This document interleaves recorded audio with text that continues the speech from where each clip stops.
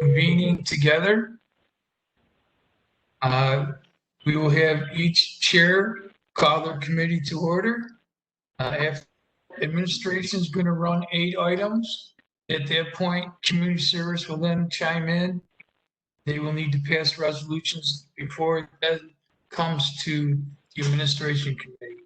Then our last 2 items will be the NCCC budget and an informational only, and that will be from mental health.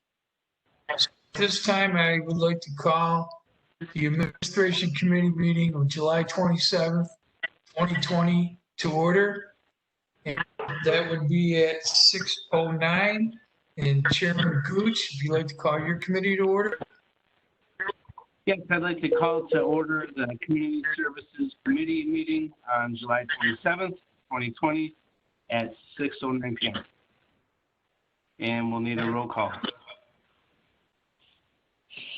Okay, I'm going to do admin first. Yes. Legislator Nemi? Legislator Present. Collins? Yes. Here. Legislator Bratt? Here. Legislator Bratt? Yes. Legislator Syracuse? I understand Legislator Yes. Godfrey is also not here. Legislator Grosio? Yes. Here. And Legislator Virtuoso? Here. Okay. Community Services, Legislator Gooch? Here. Legislator Nemi? Here. Legislator Bratt? Here. Legislator Myers? Here. Legislator Mullane?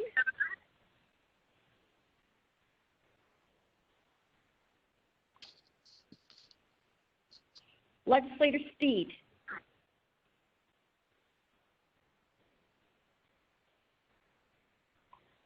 Here. Okay, so is Legislator Mullane out there? Okay, so we're missing Legislator Godfrey and Legislator Mullane. No, I'm here. I didn't know if you heard Hi, me. this is Gary. Legislator Mullane. Oh, you're there. I'm here. Oh, now I heard you. Okay, okay. And yes, this is Gary Lasowski. I'm on the line too.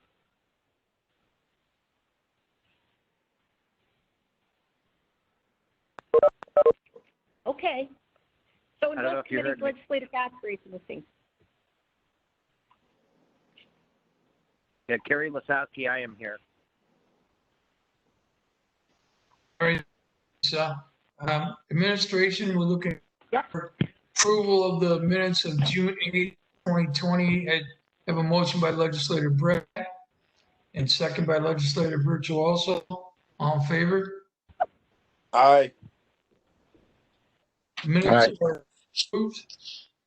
And now we're going to go to the sheriff's office, and Sheriff Felicetti, can we bundle the A through D? Sure. You want me to, I can do that, Mr. Chairman. A through Okay. D, you said, correct? Okay. Our first is an acceptance of our Aid to Crime Labs grant in the amount of $191,053. This is a reoccurring grant for our forensic laboratory. Second is acceptance of the GIVE grant, again, a reoccurring grant. The $87,000 pays for a corrections officer that's involved in intelligence work. Next is a budget modification for our forensic laboratory covered-out grant. We remove funds from overtime to service and maintenance for drug testing equipment. Next is the budget modification for the Marine Patrol grant in the amount of $40,000. Again, this is a reoccurring grant, and that is for patrolling the canal waterways and also the bicycle paths along the canal. I have a motion by Legislator Brett, second by Legislator Collins on the question. Roll call vote, please. Legislator Nemi? Yes. Legislator Collins, Yes. Legislator Bratt, Aye. Legislator Syracuse,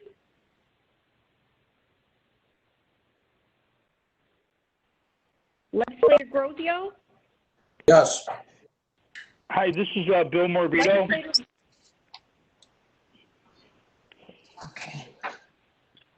Hello. Legislator Virtuoso, Yes.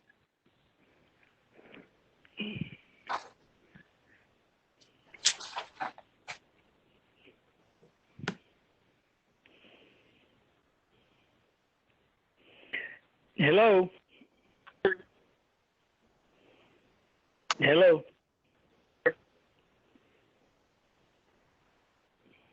You've dialed the wrong number. Hang up, please. No, This that's is Bill Dr. Morbido. That's Dr. Movito, I think. Yes. Yes, it is. Oh, okay. And I Thank can't you. get on. I can't get on my computer, so I'm just on the phone. Okay. Thank you for joining. Okay, administration, we'll continue with item E for the sheriff's office. This is a resolution to extend our jail food service contract with Trinity. They service both the sheriff's office and office for the aging. This will be our last extension, so we're happy with their services, and we'd like to continue with them. The following year, we'll have to do an RFP for that. A motion by legislator Collins, second by legislator Virtuoso on the question. Roll call vote. Legislator Nemi, Yes. Legislator Collins, Yes. Legislator Bratt, Aye. Legislator Grozio, Yes. Legislator Virtuoso. Yes. Give me a number. And then item F. This will be our Niagara Fashion Mall communication site change order number 1 in the amount of $29,855. Basically, we're changing the mounting of the communications equipment there. Instead of going into the ground, we're going to mount above ground. This has been a recommendation. It's called a ballast mount versus a subsurface mount, and that's the difference in the cost. The reason we're going this route is soil conditions there. It could end up costing us a lot more, not knowing what's underneath the surface of the soil. So it was recommended we go this route, and then we know exactly what the cost will be. Thank you. Motion by legislator Virtuoso, second by legislator Syracuse on the question. Vote. Here? I did that. If you put it on here. I did that, and it tells me it's imbalanced. Okay, Legislator Nemi, Yes. Legislator Collins, Yes. What does it say? Legislator Bratt, Aye. Legislator Syracuse,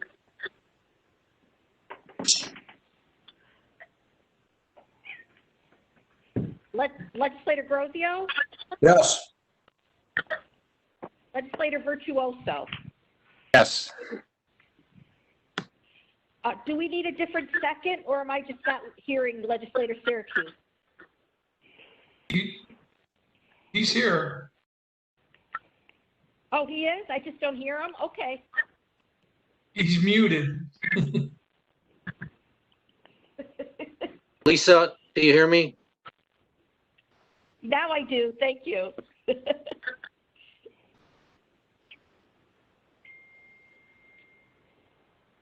Gary resolution passes. Lasowski, I am here. We're going to go on to emergency services.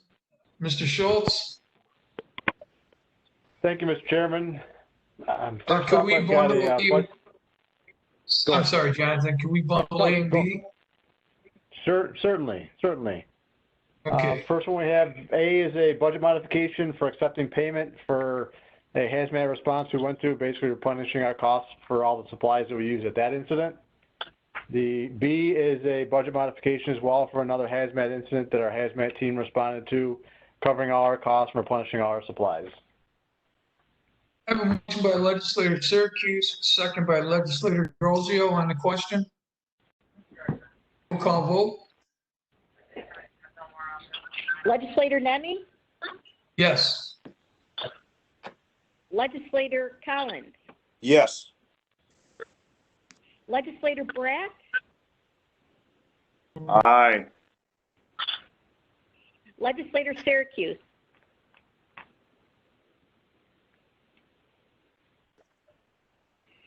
Legislator Grozio, Yes. Legislator Virtuoso. Yes. Okay. And we bundle C and D together? Certainly.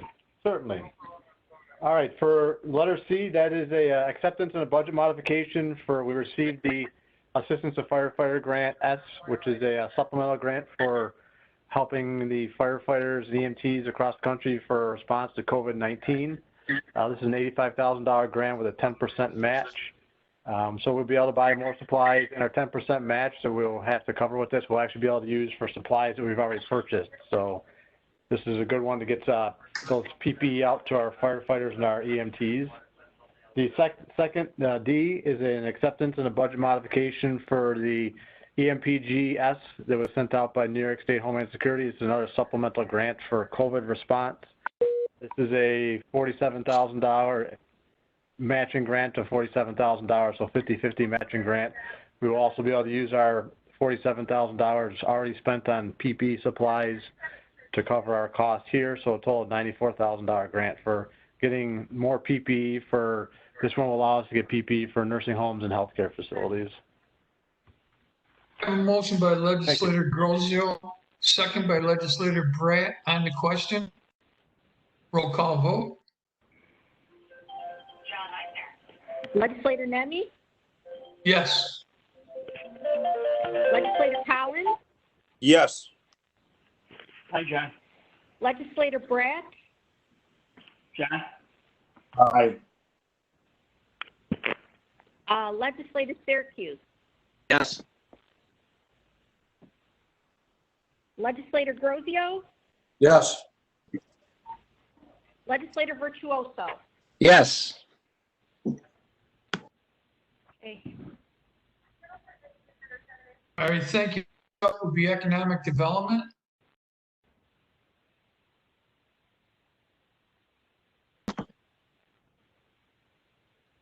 Anyone here from economic development?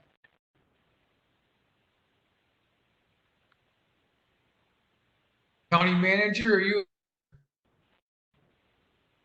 Yeah, I'm available.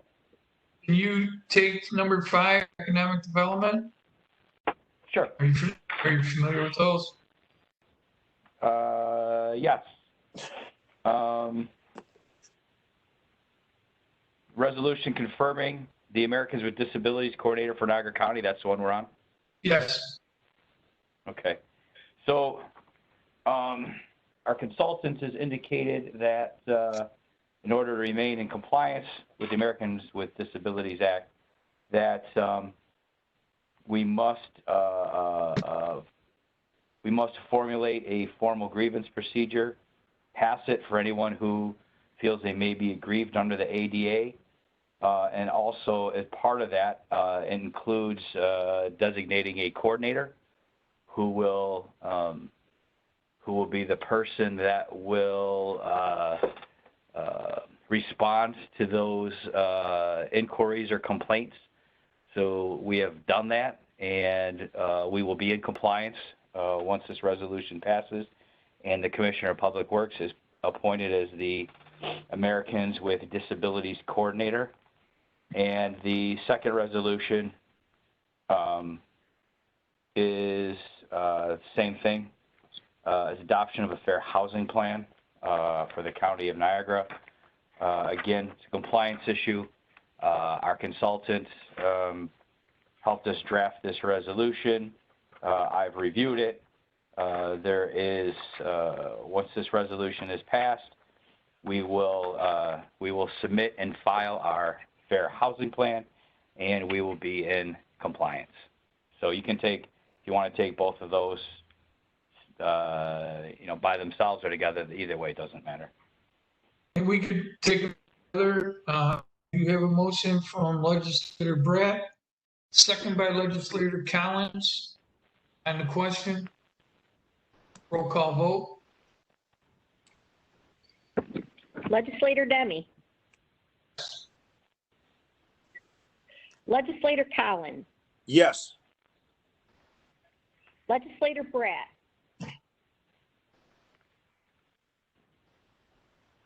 Legislator Syracuse. Yes. Legislator Grozio. Yes. Legislator Virtuoso. Yes.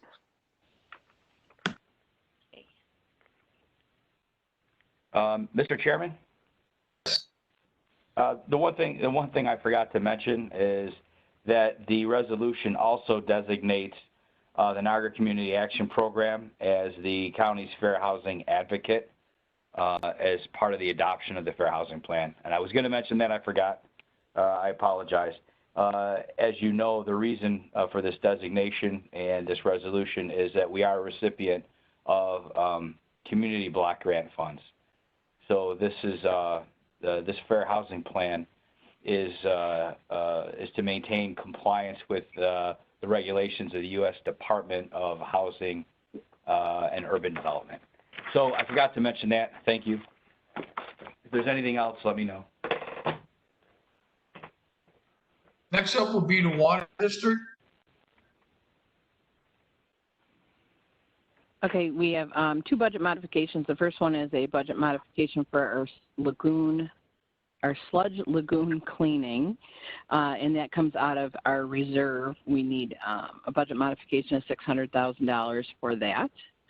The second one is for our VFDs at the Shawnee Road Pump Station, a budget modification out of our repair reserve of $650,000. Those are the drives that run the pumps that send the water out to the towns. I have a motion by Legislator Collins, second by Legislator Virtuoso on the question. Roll call vote. Legislator Nemi. Yes. Legislator Collins. Yes. Legislator Bratt. Aye. Legislator Syracuse. Yes. Legislator Grozio. Yes. Legislator Virtuoso. Yes.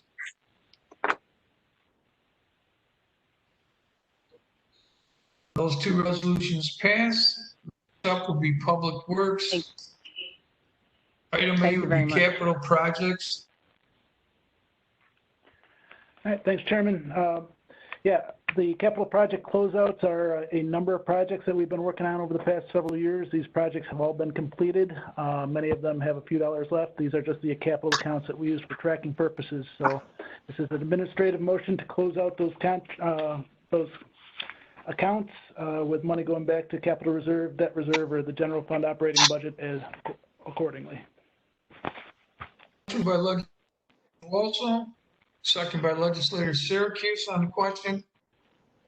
Roll call vote. Legislator Nemi. Yes. Legislator Collins. Yes. Legislator Bratt. Aye. Legislator Syracuse. Yes. Legislator Grozio. Yes. Legislator Virtuoso. Yes. Yes. Item B. All right, item B is the abolishing a part-time cleaner and replacing it with a full-time cleaner laborer. We've been changing the cleaning staff as we move, and that's putting a 8-hour position in place of a 6-hour position. Motion by Syracuse, second by Legislator Grozio on the question. Roll call vote. Legislator Nemi, Yes. Legislator Collins, Yes. Legislator Bratt, Legislator Syracuse, Yes. Legislator Grozio, Yes. Legislator Virtuoso. Yes.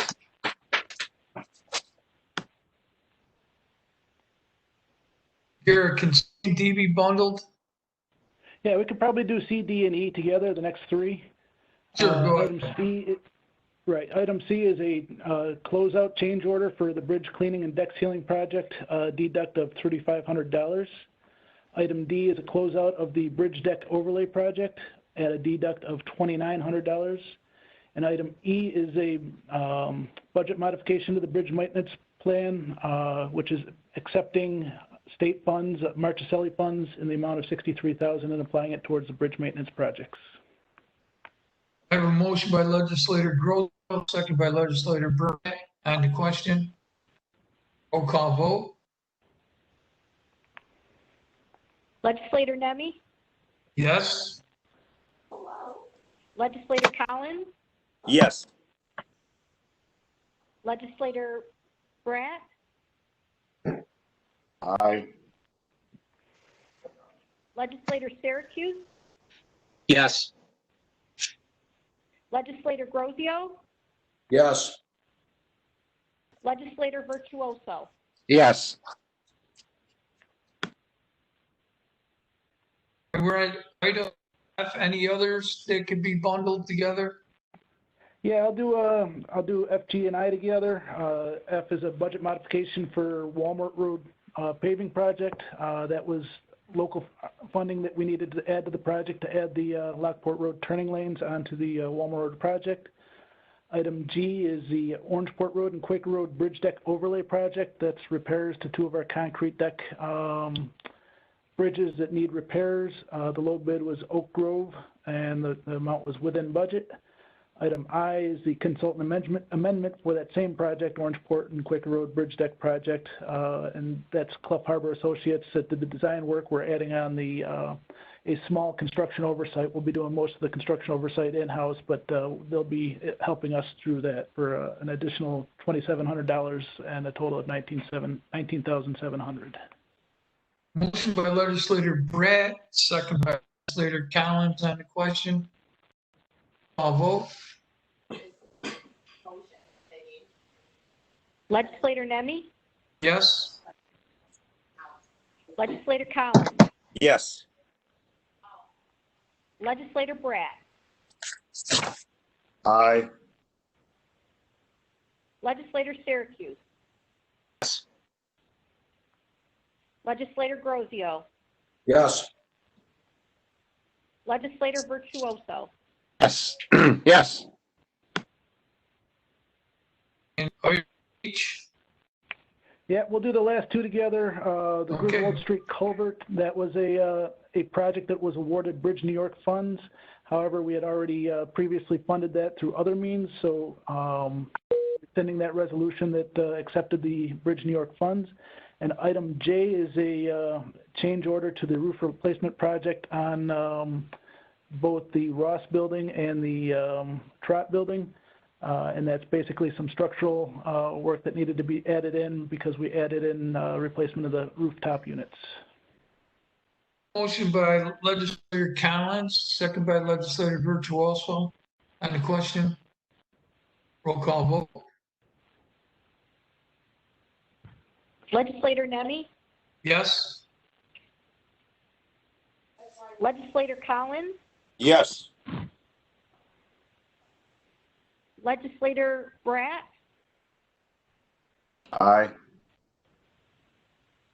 Legislator Syracuse, Yes.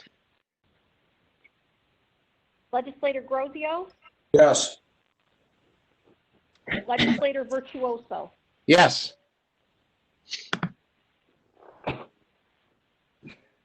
Next up, information technology. This is informational only, so there will be no vote taken.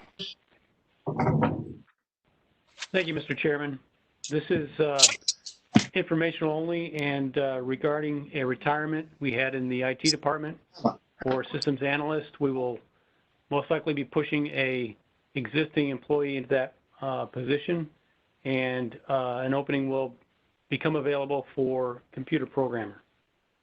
Thank you, Mr. Chairman. Thank you. At this time, Chairman Gooch, if you would like to start rolling your agenda. Absolutely, thank you. I'd like to get an approval for the minutes of the June 8th, 2020 meeting. Motion from Legislator Myers.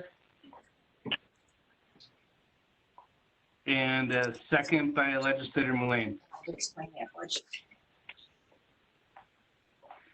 Can, on the question? Can I get a roll call, please? Legislator Gooch, Yes. Legislator Nemi, Yes. Legislator Bratt, Oh, okay. Aye. Legislator Myers, Oh, I already rented it. Yes. First person I looked at it took it. Legislator Mullane, Yeah. Yes. Legislator Oh. Steed. Yes. She didn't file an application, I don't think. Okay, moving on to Office of the Aging. Do we have anyone here to speak on that resolution? Yes, Chairman, it's Darlene, I'm here. So what this is a budget modification to accept funds from the CARES Act, and this is through NYSOPA, but through the CARES Act. And the funds will be utilized to provide services to seniors covered under New York Connect Expansion and Enhancement and the ADRC in the amount of $27,690. Okay, can I get a motion from Legislator Bratt? Legislator Bratt. Is he still with us? He's muted. Raising his hand. Okay, can you get a second by Legislator Steed? Yes. Okay, can I get a roll call on that, please? Yes. Legislator Gooch, Yes. Legislator Nemi, Yes. Legislator Bratt, Aye. Legislator Myers, Yes. Legislator Mullane,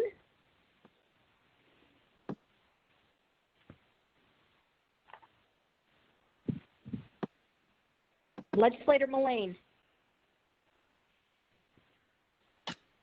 Legislator Steed, Yes.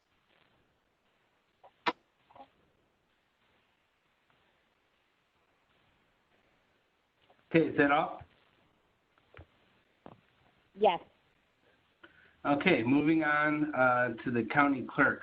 Do we have anybody from that department that would like to speak on this Yes, resolution? Mr. Chairman, it's Joe, and I'm on the line. How Okay, is hi, everyone Joe. this evening? Very good, thank you. Good.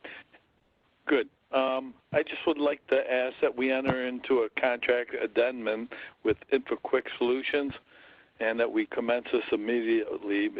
And it's to obtain filed subdivision maps from the Niagara County office here, to digitize the maps and link them to the existing EDM database. This will provide security for our microfilm in accordance with the standards put forth before us. And that's for $1,863, and this is appropriated from our fund balance funds. Okay, very good. Could we get a motion from Legislator Steed? Yes. And a second from Legislator Myers? Yes. Okay, could we get a roll call on that, please? I'm sorry, Yes. on the question? Okay, roll call, please. Legislator Gooch, Yes. Legislator Nemi, Yes. Legislator Bratt, Aye. Legislator Myers, Yes. Legislator Mullane, Yes. Legislator Steed. Yes. Okay, carried. Moving on to... Mr. Sorry? Chairman, not to interrupt, but before we move on, I'd just like everybody to know that's on the telephone conference here that if you're not aware of it, long-time deputy, First Deputy Wendy Roberson will be retiring, and her last day will be this coming Friday, July 31st. So if anybody, I would encourage you to send your congratulations on to her. She's been an unbelievable, outstanding employee on behalf of the county clerk's office, and we will definitely be missing her for sure, for the many of years of service that she's provided at the county clerk's office. She's been an unbelievable employee in the 4.5 years I had the opportunity to work with her, and under former clerk Wayne Jagow for the 20 years there. So, and she's been a public servant for over 30 years here in Niagara County. So please, I encourage you to wish her best. And that's all I got to say. Thank you for that. And congratulations to her on her retirement. Next is employment and training. Is Don here? Yes, good evening, Mr. Chairman, and good evening, everybody. I have two budget modifications here. The first one is for an increase in the 2020 Summer Youth Employment Program funding. This is simply a $9,768 accounting adjustment, so we need to add that into for our budget. We received a little bit over estimated for this year, which is good news. The second one is a budget modification to approve a line item or a budget transfer of $502,846.18 from one line into another line, because what we've done through our Workforce Development Board is contracted with PES Staffing to provide payroll services for our youth performing work experiences for Niagara County Employment and Training. What this does essentially is absolves the county of risk up to and including paying for workers' comp and retirement and FICA expenses. That's all transferred over to TES Staffing. And they do this service for a couple of other counties across the state. So it's actually a good move, and we're able to put 120 youth to work because of the funding. So we request that both budget modifications be approved. Thank you. Great, thank you, Don. I would like to bundle those together if we could. I'd like a motion from Legislator Mullane. And a second by Legislator Myers. On the question, can we get a roll call? Yes. Legislator Gooch, Yes. Legislator Nemi, Yes. Legislator Bratt, Aye. Legislator Myers, Yes. Legislator Mullane,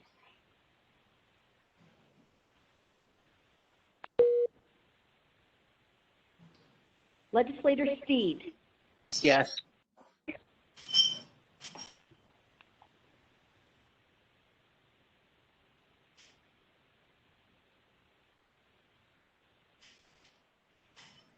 Okay, carried.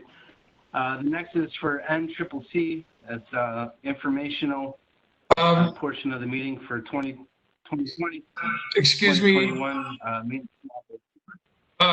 We have to go past those three resolutions in administration. We won't need to have those explained to us. But for item number 9, we want to get these on the floor, so I have a motion by legislator Virtuoso, second by legislator Syracuse. A question? Roll call vote? Legislator Nemi, Yes? Legislator Collins, Yes. Legislator Bratt, Aye. Legislator Syracuse, Yes. Legislator Grozio, Yes. Legislator Virtuoso. Yes. Then item 10 from the county clerk, motion by legislator Syracuse, second by legislator Grozio on the question. Roll call vote? Legislator Nemi, Yes? Legislator Collins, Yes. Legislator Bratt, Aye. Legislator Syracuse, Yes. Legislator Grozio, Yes. Legislator Virtuoso. Yes. Then item 11, bundling A and B together. Motion by legislator Grozio and second by legislator Bratt on the question. And roll call vote? Legislator Nemi, Legislator Collins, Oh, Yes. God bless you. Legislator It just Bratt, says you can now manage your audio, camera, and device set. Just okay. What do I have to press now? Boy, I hear this. My wife's trying to get on for me. Legislator Bratt, Okay. Thank you. I see my own picture in the corner. I think we need a line muted. I took care of it. Thank you. okay. Legislator Bratt, Aye. Legislator Syracuse, Yes. Legislator Grozio, Yes. Legislator Virtuoso. Yes. Okay. All right, legislator Gooch, if you'd like to take us to item 12. I have here for mental health on my agenda item here. It says it's informational. Do we have somebody here from mental health to speak on this? Yes, this is Laura Kellerman, Department Director. Can you guys hear me? I can. You can, thank you. I appreciate your time and I won't take too much of it up, but I wanted to alert the Community Services Committee and the Administration Committee to a concern and an issue relative to the aid to localities that we receive in our community for services under the Office of Addiction Supports and Services. We call that OASIS. And also aid to localities for the Office of Mental Health. You guys have an informational, I think it's a 3-4 pager bullet point summary, so I'm not going to go through everything in detail. But I wanted to hit the highlights for you. Because of the current New York State budget crisis, fiscal crisis, along with COVID, and obviously we're very well aware in our community of the sales tax and the revenue issues, in the New York State budget, Governor Cuomo was allowed to determine that withholds could happen for advance payments to New York State aid to localities. And for the third quarter, what happens with our contract agencies is we advance them payments each quarter, first, second, third, fourth, and at the end of the year, we reconcile based on what was actually spent. If they underspend, those contract agencies give money back. If they overspend, they have to find other ways to fund those services through grant funding, through donations, or it's just considered not funded. We were expecting a 20% withhold. And in the letters that we received with the third quarter advances, they were very clear that this is not a budget modification. They stated it's a withhold, and if there's sufficient federal stimulus money to states, the funds will then flow. On the OASIS side of our business, the actual withhold, we expected 20%, was 31%. Which means that essentially agencies received only 2 months worth of funding for their supports and services that they provide to our individuals instead of a full 3 months worth of funding. The backdrop to this is, of course, at this moment, we know that overdoses on the opiate side have increased by somewhere between 40 and 50% from last year. And on the Office of Mental Health side, for example, the need we know is huge. We've received 50% increase in phone calls to Niagara County Crisis Services, and most programs are seeing an increased need for services offered. The funding withholds on the OASIS side, we made them across the board. So 31% was withheld from all of our contract agencies, funding things from detox to medication-assisted treatment, Suboxone, methadone, things like that, residential services, and also peer services. The agencies have already indicated to us that if the withhold doesn't get released, meaning if the rest of the funds don't come to those agencies from the state by the end of the third quarter, they will have no choice but to cut services. We're already preparing for the possibility that these withholds will turn into funding decreases for the 2021-2022 state fiscal year. So we're very concerned, but we're monitoring it. On the first page, you can see what was expected for each of our contract agencies for the third quarter and what was actually received. So I'll pause there and ask if anybody has any questions, and then I'll just kind of do the brief on the Office of Mental Health side.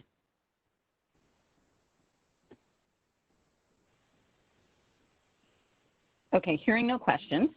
On the Office of Mental Health side, we were expecting a 20% withhold, and that's what we received. We received a 20% withhold. So 20% of the funds that we anticipated, 80% of the funds that we anticipated came through. The other 20%, the state has said, hey, if there's a federal stimulus bill, the rest of the money will flow. These funds provide programs. There's a range of programs, and they're in a grid below. I won't go through them in detail, but if anybody has questions, I'd be happy to answer them. Non-clinical services, such as family support, peer services, certain clinical outpatient type of programs, intensive outpatient programs called PROs, and some emergency services such as housing, respite, and non-compensated care that happens in emergency rooms and inpatient services. The good news on the Office of Mental Health side is enough of our programs had already reduced some of their spending because of COVID. So, for example, those agencies weren't paying mileage. Those agencies had some vacancies in positions because they weren't hiring during the COVID pandemic crisis. So in the Office of Mental Health, we did not apply the withhold across the board. We took those areas that were underspent. We withheld money in those areas because the agencies didn't need them. And we were able to only impact agencies by about 10% in the other programs. So that's the good news on the Office of Mental Health side. The bad news is, again, they're already preparing for the fact that even in a time where there's increased need, we're expecting these funding withholds to turn into funding cuts next year. And if that is the case, obviously we're advocating, like everybody else is, to not have funding cuts. But if that is the case, myself and our Deputy Director Fiscal Administrator will work with our Niagara County Community Services Board to identify what are the key priority programs that we need to maintain based on community need, and what programs we will unfortunately have to see the community let go of. So in case you guys are hearing from your constituents, or hearing from agency administrators, or even reading in the paper about funding withholds in OASIS or OMH programs, that's the long and short of it, and I'm happy to answer any questions.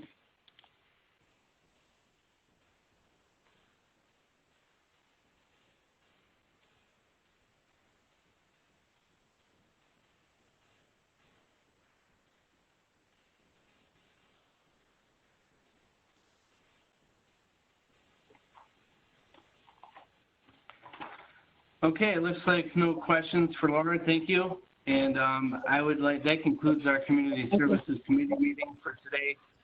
So I'd like to get a motion to adjourn from Legislator Brett. Hold on, we need.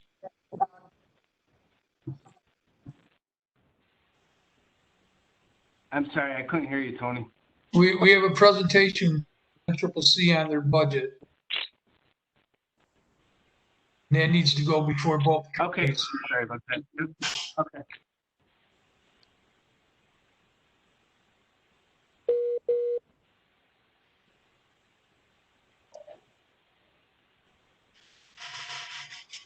And who do we have from? See if you'd like to introduce yourselves. Okay, this is Bill Morbido, and we have, I'm serving as the president. We have John Eichner, who's our Director of Business Services, who will handle the budgetary information. We have Lydia Wachowski, who's our VP for Academic Affairs, who will answer any questions about delivering of academic services. And I believe our board chair, Gina, may be on the phone call. So what I'd like to do is, if it's okay, 5 minutes process, and then John will talk about the numbers, and then we can answer any questions you might have. So the budget development process starts somewhere after the first of the year. Now, we entered the process this year with knowing that we had a $2 million structural deficit. And our goal was to reduce that over a 3-year period. The process requires all the divisions to send in their budget requests. So the requests are usually a lot more than we're going to fund. So we reviewed those, mindful that we needed to make cuts anyways. And on or about the middle of March, we were moving toward a final budget that would kind of mirror last year with a few cuts. But then when the pandemic hit, everything changed, like the world changed for everyone. So we're following the guidance of the state and university and talking with all the presidents and the regional presidents. We felt that a 15% reduction in our enrollment and an anticipated forecast of a 20% cut in state revenues. So we developed a budget around that. That meant that we had about $3 million less than we needed to cover all of the costs. We went through an exhaustive cutting of everything from travel to contracts, everything we could. We had a $3 million deficit in personnel. We asked the unions to consider concessions. All three said they could not make concessions. So we told them that we would then proceed with personnel actions in each of the unions. So we proceeded with that. And in 2 unions, one of them we cut 2 groundsmen. The other union with secretaries and such, we cut about 13 staff members. Some of them are already back due to retirements. the faculty union, which was more than half of the necessary adjustments, I proposed a incentive, and we were able to agree on the incentive. So the incentive resulted in a decrease of 14 staff members. And along the way, 2 staff members also retired. So we have a reduction of 16 staff members. We were not able to achieve the $1.5 billion in personnel actions. So we had to dismiss 5 employees. So we've been going back and forth with unions on how can we bring them back. They continued not to make concessions, and I offered a concession of trying to change the way we deal with the high school enrollment. Anyways, they still haven't, but I think we're very, very close. So the budget you have contains a cut of 5 individuals from the faculty union. None of those individuals are teaching faculty, they're lab assistants and such. I do expect, hopefully, that they will take that, and if they do accept that, it would be an increase. We would bring all 5 individuals back, and they would add $389,000 in expense, but we would cut $175,000 in savings. So it would net to about 225, which we added to the fund balance draw. So that brings us to a budget that's in balance. We're asking the county to proceed with a budget and approve the same amount they approved last year. And thank you very much. It makes a big difference. So we do expect that it's going to be a challenging year. I don't know if you have any questions at this point, or I'll ask John to walk through the numbers.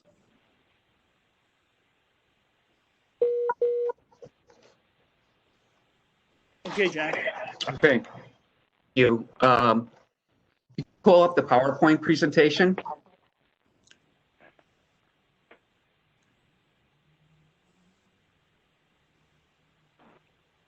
Okay.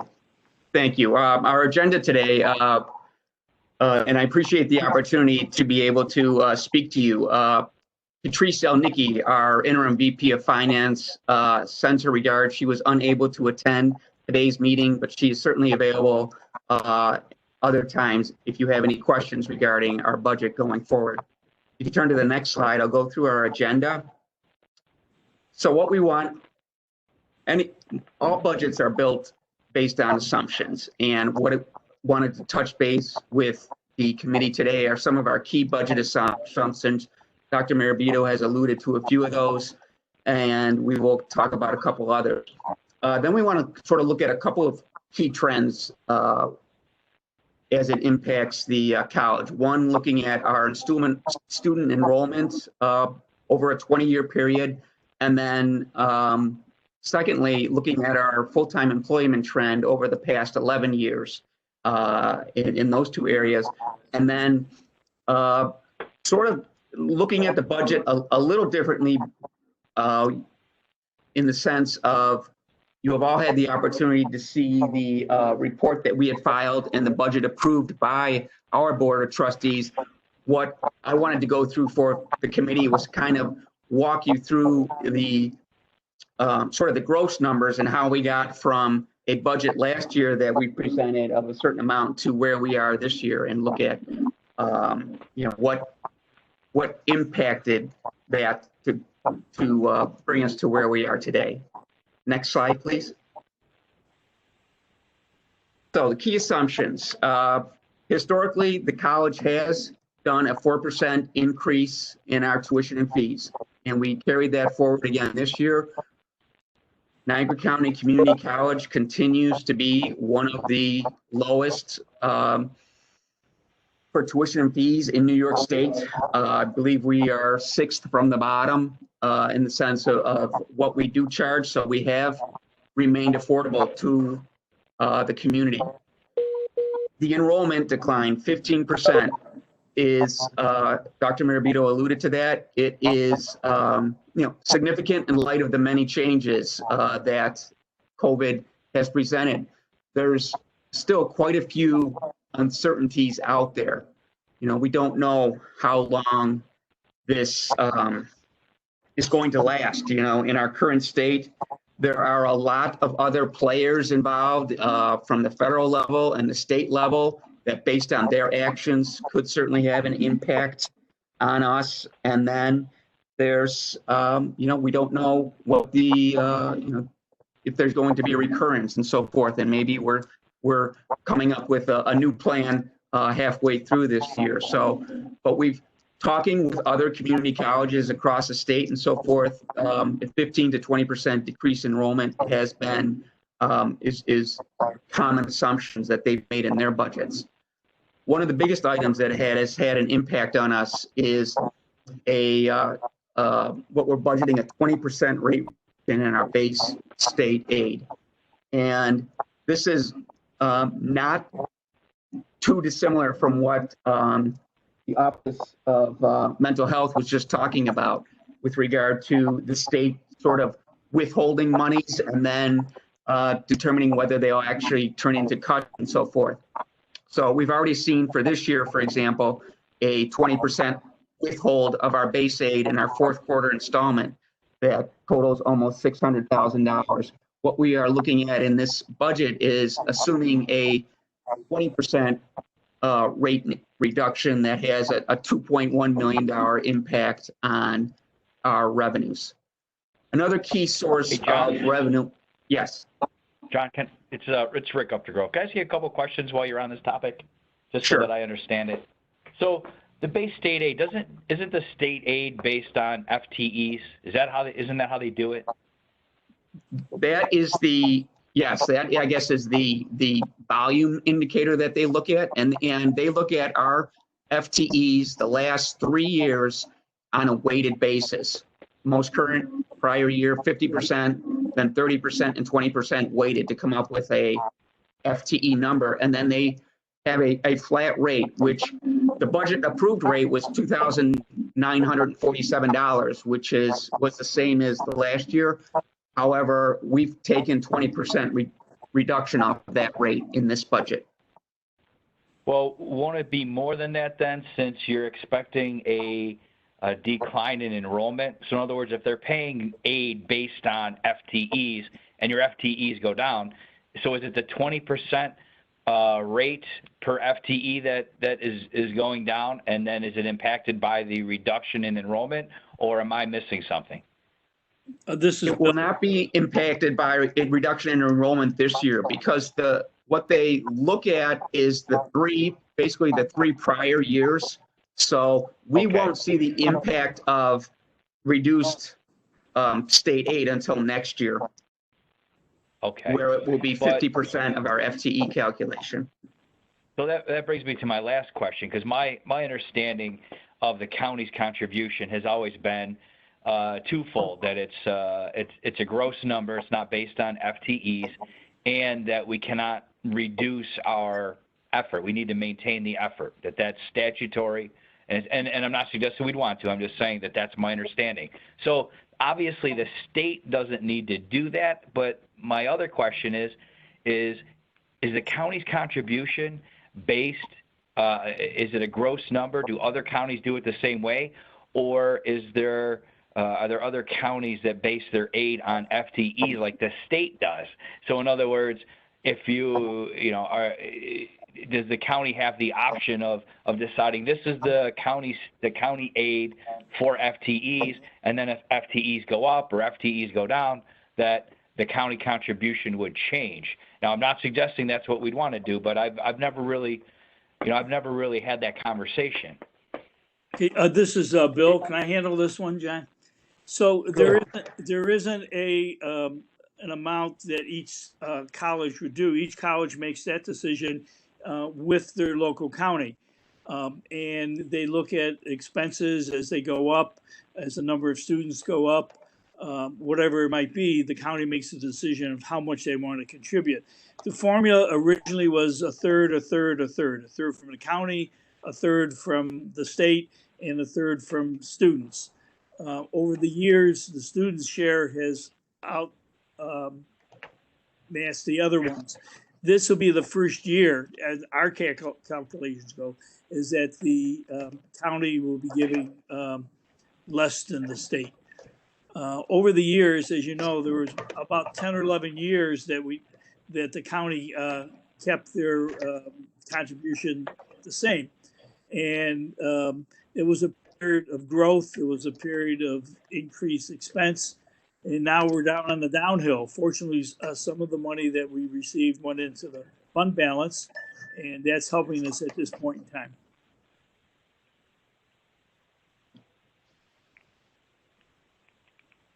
Okay, thank you. So one of the other sources of revenue for us is operating chargeback rate, this is the rate we charge other counties for students that come to Niagara County from primarily Erie County, but could be any other counties around the state. The rate is, we are looking at an increase in that rate of almost $1,500, and that is subject to SUNY board approval.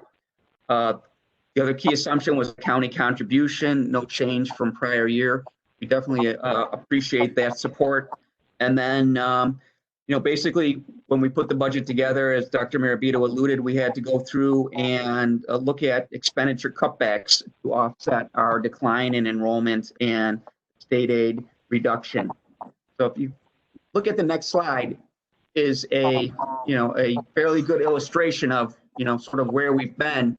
You've watched any of Governor Cuomo's daily news briefings. He's big on graphs, and this one is I guess our little mountain here of where enrollment has been over the past 21 years. You can see where we peaked in fiscal 2009 and 10, and basically since then, primarily by demographics within New York State, we've seen a decline in enrollment in FTEs.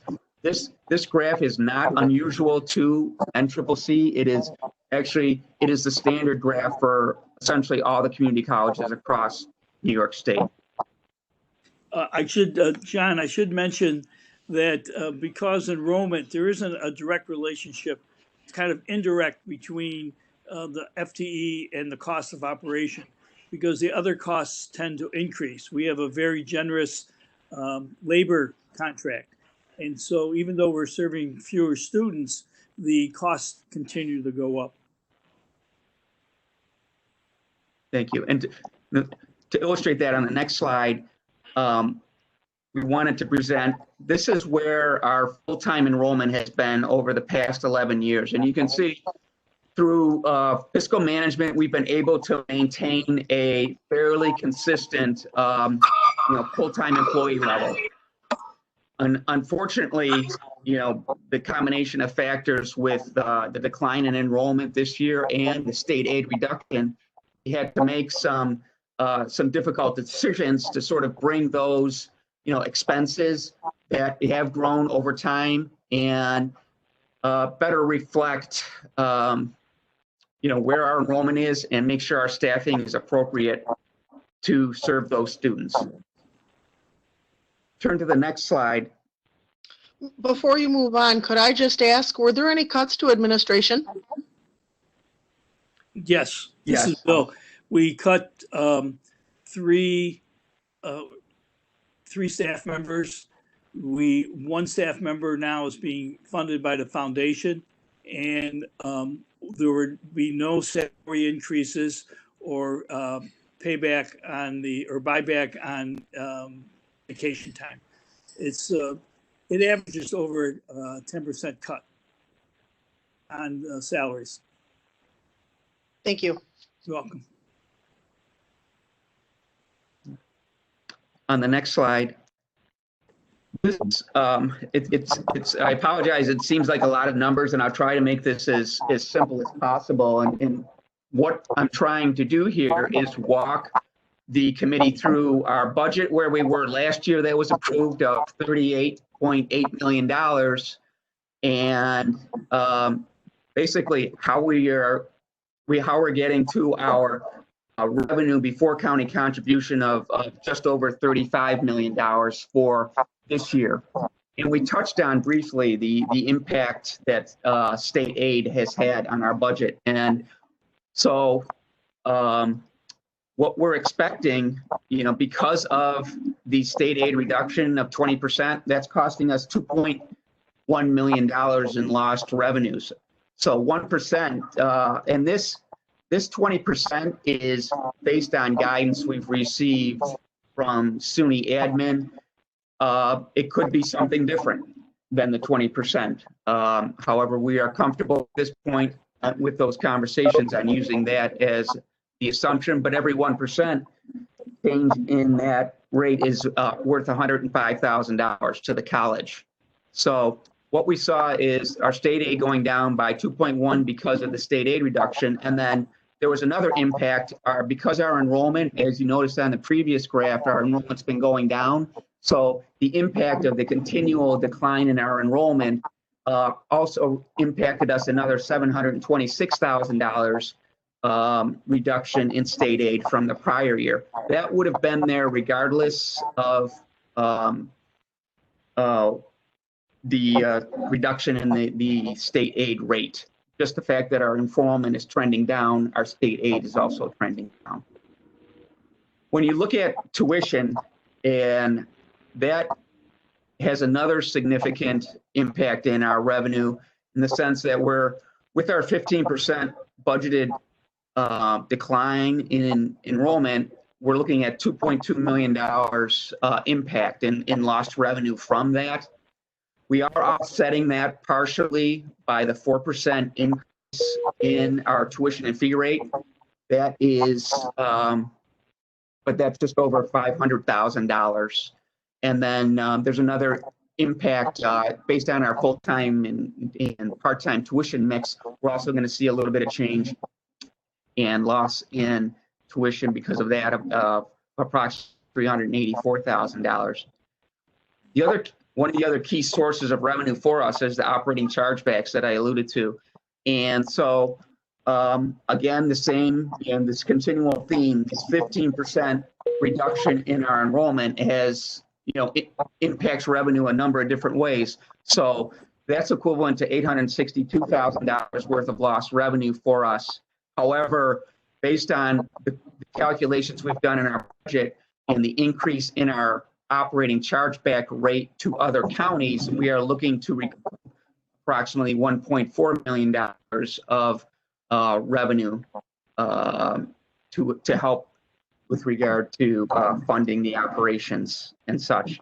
And then there's a number of other items that sort of net to just over $500,000 that bring us to the, what we're looking at is a almost $3.8 million decrease in our revenue budget for this year. The consistent county contribution of $8,971,000, and then bringing our total budgeted revenue to the just over $44 million for this year. I'll stop and I guess ask if there's any questions on this page.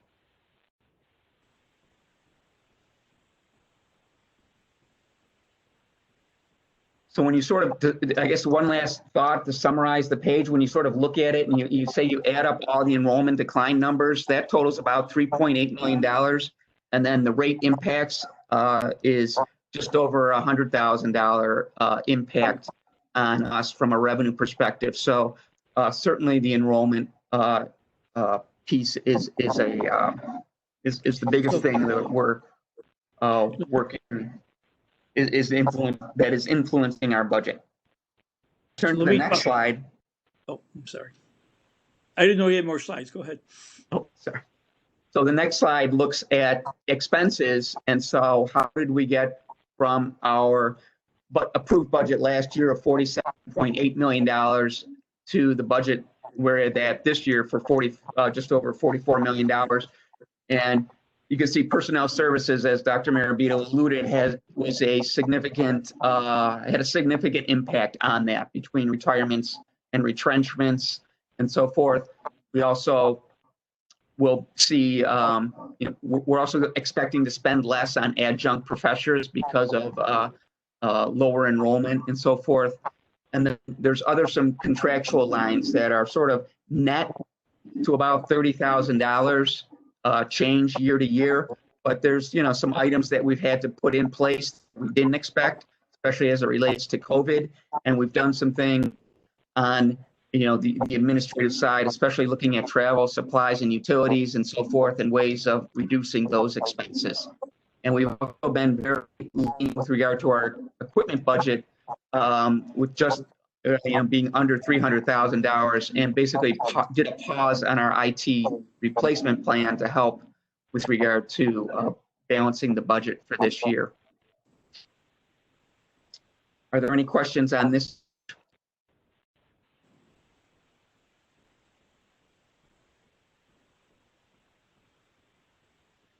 So if you turn to the last slide, basically this is a summary of where we expect our fund balance to be at the end of August 31st, 2021.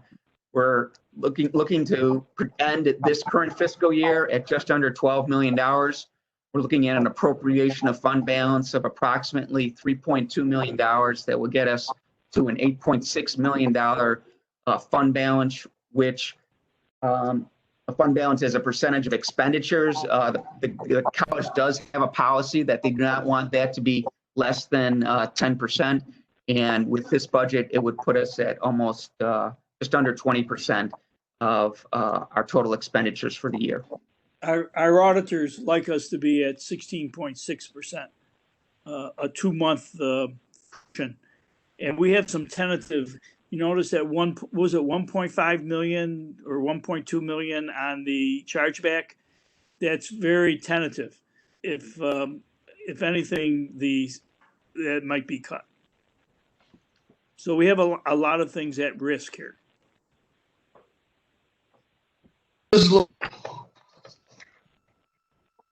Rate for chargebacks right now? So our current chargeback rate is $4,750.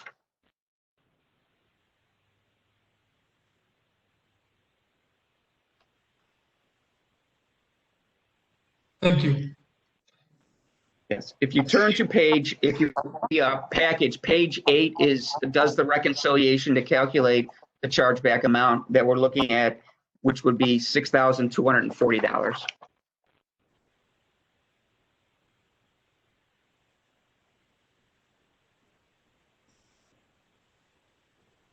Other questions on the impact of the personnel changes and the budget changes? Means that we're kind of tight on everything, travel, all of that. We're cutting back a little bit on some of the scholarships that we were offering, not through the foundation, but through the college.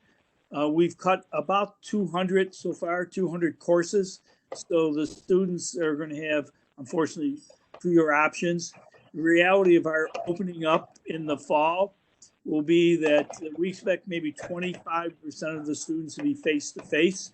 That's basically for hybrid and for courses, lab courses and such. The rest of them are going to be switched to online. And as we move forward, that mix may change. It might be 50-50, or it could be all online. It all depends on anyone's guess. You've probably been reading the paper about Niagara Community College and Canisius being the only colleges that have cut staff. Now, I don't quite believe that because some of their budgets haven't been finalized. I know Genesee Community College, all of their staff took a cut in pay. I know that Erie is dipping into their fund balance to a point where it's not really not manageable. They only had an $8-some million deficit or fund balance, and they're going to cut it to like 3-something. That's very, very risky. So, and Canisius took a big hit. I think we, over the years, have presented a budget that's realistic. Some of the other campuses may have had some fluff and they're able to get savings by not filling positions that they budgeted. Each one has their own story. But I know that we're very lean, as the county's very lean.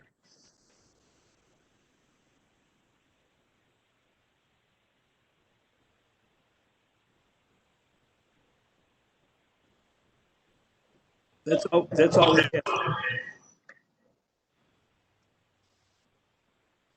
Any questions from the legislators? Yes, Legislator Myers, for Mr. Morbido, when you take into consideration of classes you're going to cut, do you look at that as your early enrollment and then go from that point of early enrollment to figure out what classes you're going to cut? How did you? So what they do, they publish a master schedule. That's developed in early spring. So that was actually developed prior to the pandemic. So that was published, and students start, typically they'll enroll in that. So we knew that we're going to have fewer students. So we would look at classes that are under enrolled. We tried to fill the full-time classes first, and then as those are full, we'll create adjunct positions. Would there be a possibility, is there a limit of how many students are in class? I'm sure there's a limit. Well, there are increasing the class size. Well, there are a couple limits. One, in terms of the virus, we're limited by the number of students can be in a class. You should know we've in the laboratories have had a model set up in terms of securing safety by plexiglass and such. But the contract with the union defines how many students can be in a class. So we have two things. We have the contract and we have the actual class size. Okay. The classroom size. Do you feel that'll be by shrinking those classes that you're offering, will that also possibly add to the decline in enrollment? We're hoping we would be able to fill those full-time classes, and then as students come, we'll create new positions or new classes on the adjunct side if we have sufficient enrollment to warrant it. Thank you. Okay. You're welcome. Yeah, this is Legislator Collins. I had a quick question, if you don't mind, anyone that wants to answer. Moving forward, as classes migrate to online as opposed to being in class, do you find that would be a significant savings moving forward, or not? Well, most cost of the class is in the personnel, the faculty and such, and that would be the same. Thank you. It wouldn't change. Okay. One more quick question for you. I'm sorry. So, all right. Being said, as you said, that is dictated by the contract of how many students are enrolled in these classes. Going back on what what Will just said, would that also be dictated if it was online, that where you had to do it and have webinar because of the COVID? Well, some of the limitations are in terms of the type of class. An honors class is smaller because we want more dialogue. It's special for the students. A developmental class is smaller because it takes more effort on the part of the faculty and the students. There's more challenges in the developmental classes. The other classes, pretty much, they're loaded. I believe it's like 31, and a faculty member might say, I could take another student, but that's up to the faculty member. Okay, thank you. And they're usually very good about it. If it's another student who needs that course or something, they're very good about it. I was just looking as if we're driving this new type of learning and like Zoom or whatever, if you could still have a good amount of enrollment so that. Yeah, you would think that you'd be able to, have 100 students, right? But you can't. The teacher still has to do grading. There's a lot of dialogue. it's a challenge. It's a very, there's a challenge. I give our faculty all the credit in the world for transitioning last year in a short period of time. Oh, for And sure. it certainly, and some of our adjuncts, we heard today, a couple of them chose not to teach because they don't feel comfortable in the online, because it's a real challenge to do it. I'm sure. Okay, thank you. You're welcome.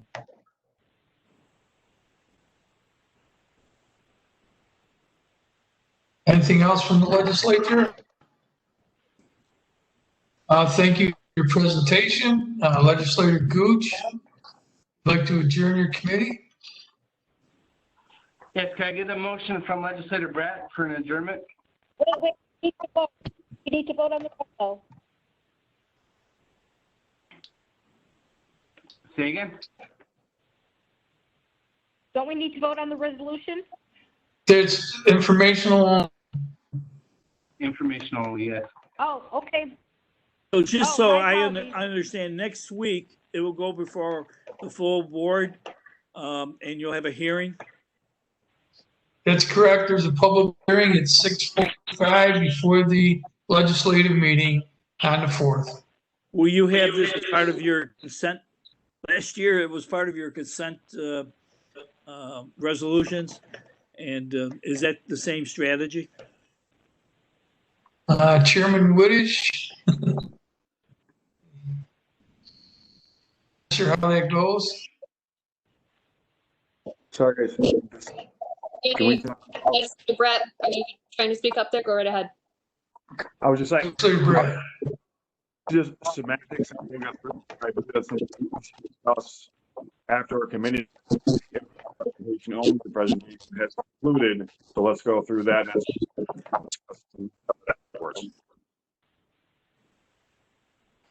Just let us know what we should do. We'll be present. The college will be present to answer any public questions or anything from the legislature.